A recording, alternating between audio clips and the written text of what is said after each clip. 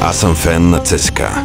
Частица от армия, която не се измерва в брой, а в дух. Вярност, предавана през поколения. Гордост, устоявала на бури. И любов, която не можеш да обясниш, а само да почувстваш. ЦСКА – най-титулувания клуб на България. История, написана от мъже с характер, от легенди, които превърнаха червената фланелка във втора кожа. Така също има и дати, които носим не само в паметта, а в самото си ДНК. Една от тях е 26 ноември 1958 година. Тогава ЦДНА, бъдещият ЦСКА, побеждава Атлетико Мадрид с 1-0 в София. Атмосферата на Васил Левски трепти, 50 000 сърца бият едновременно.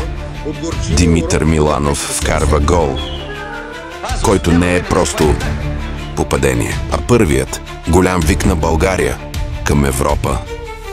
Денят, в който доказваме, че не сме просто участници, а претенденти. Че червената звезда може да свети и на най-голямата сцена. От тогава до днес ЦСКА е символ на българския устрем. Убиец на европейски шампиони. Укротявал гиганти. Покорявал върхове, до които никой друг български клуб дори не е стигал. А зад всичко стоим ние, феновете. Най-голямата сила. Сектор Г, който пее дори когато гласът боли.